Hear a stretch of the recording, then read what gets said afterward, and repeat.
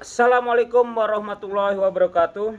Jumpa lagi di kelas hukum Tony Sastrajaya, kelas hukum TOSA, Facebook Tony Sastrajaya, Instagram Tony Sastrajaya, TikTok Tony Sastrajaya, Twitter juga Tony Sastrajaya. Sebelum mengebahas tentang hukum, saya berdoa di sini semoga yang nonton kelas hukum TOSA atau konten-konten video TOSA, saya doakan sehat selalu, umur panjang, apa yang dicita-citakan cepat tercapai, yang belum nikah segera nikah, yang punya utang segera lunas, amin ya robbal alamin.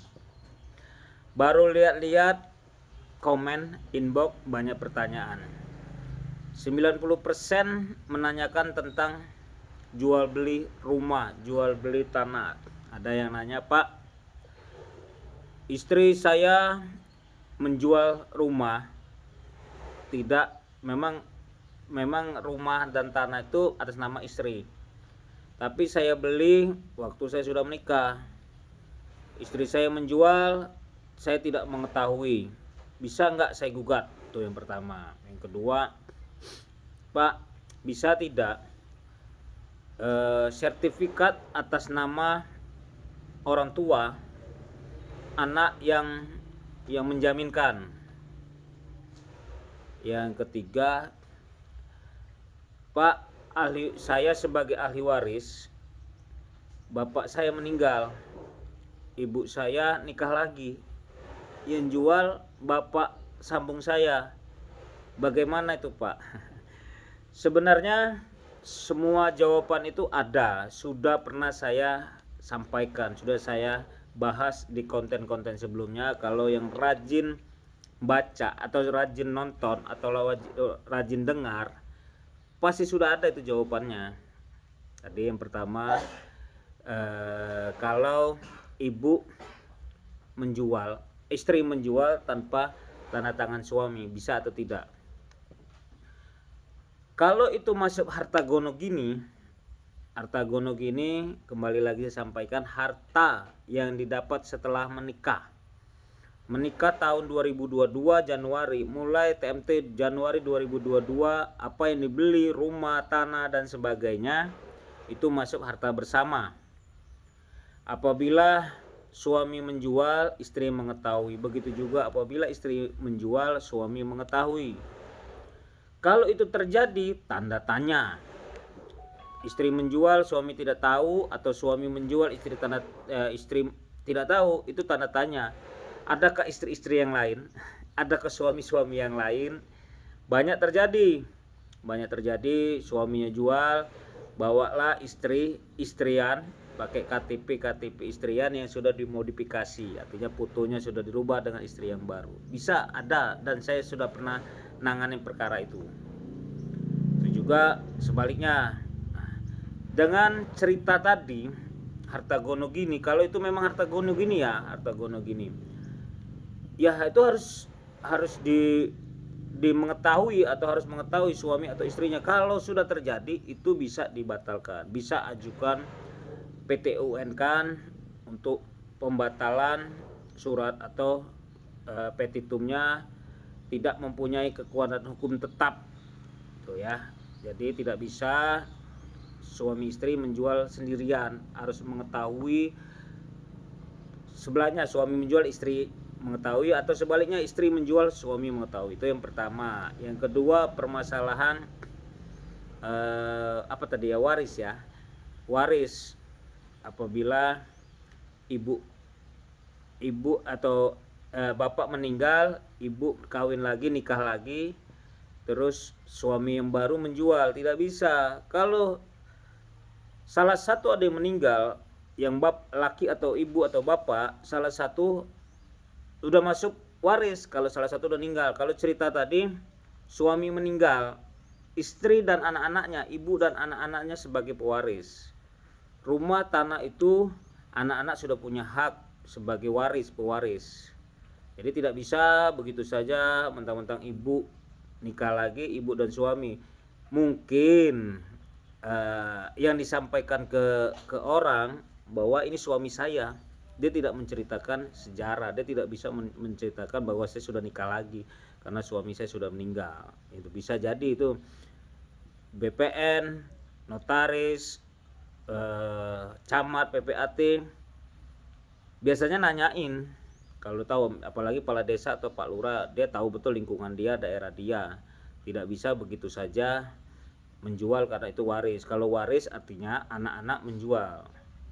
Anak-anak tanda tangan di saat jual beli, itu masuk ke waris. Bisa tidak dibatalkan? Bisa. Kita harus bisa membuktikan bahwa memang tanah itu adalah warisan. Tanah itu anak-anak punya hak di waris itu. Bisa kita ajukan pembatalan di PT UN kan juga. Yang ketiga, bisa tidak anak menjual harta bapaknya atau menjadi jaminan.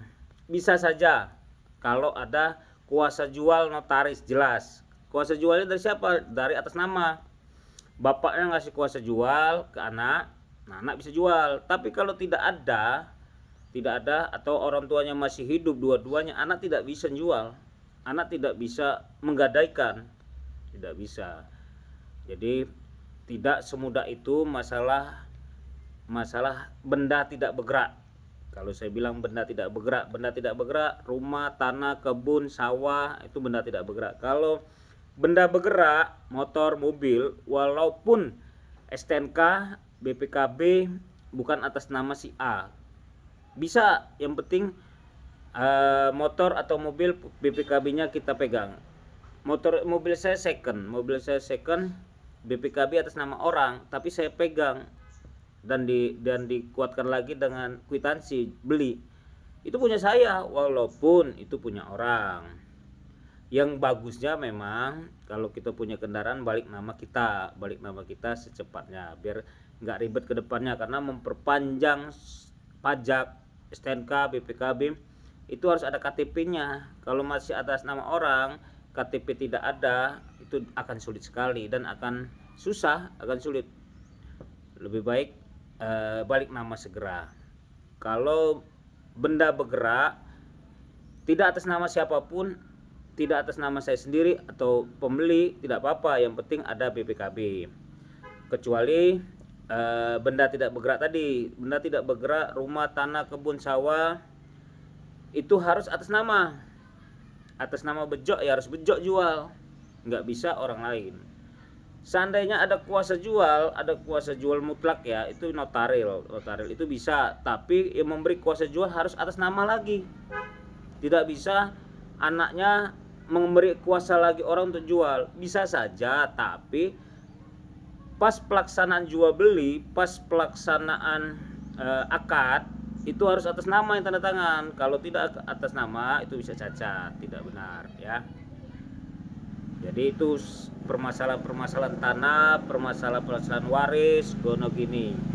Banyak sebenarnya konten-konten saya sebelumnya, tonton aja semua sampai selesai tonton. Kalau nggak selesai nggak sempurna. Kalau udah selesai bisa jelas dan mengerti.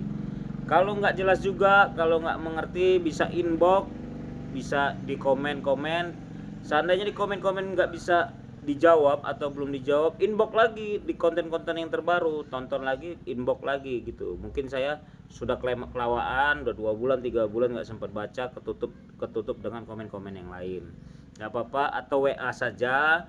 Insya Allah WA, SMS saya balas, walaupun tidak dibalas hari itu juga, sehari 2 hari akan saya balas. Kadang karena kesibukan, karena banyak kegiatan, saya nggak sempat langsung balas, saya nggak sempat langsung jawab. Tapi insya Allah semua WA, SMS saya akan balas. Kalau belum ada, saya lempar lagi di sini nomor saya 08211 0934 469. 08211 0934 469. Itu nomor WA saya, nomor telepon saya bisa ya. Ini gambar Demokrat. Saya anggota Dewan DPRD Kabupaten Lampung Tengah, fraksi Demokrat. Dulu saya seorang pengacara, sekarang saya lagi cuti. Saya tidak bisa beracara, tapi ngasih konsultasi hukum, pembelajaran hukum bisa. Kalau beracara tidak bisa. Beracara itu sidang di pengadilan, sidang di atau mendampingi di kepolisian itu tidak boleh. Cuti saya. Tapi kalau untuk konsultasi bisa. Nama jelas Tony Sastrajaya, SHMH. Ini lagi di tempat pembuatan kolam renang, lagi membuat tuh di sana. Ini duduk-duduk manis. Semoga semua yang nonton di konten-konten saya, doa saya selalu yang terbaik. Demokrat 2024 AHY Presiden. Terima kasih. Lampung Tengah. Assalamualaikum warahmatullahi wabarakatuh. Tabik pun.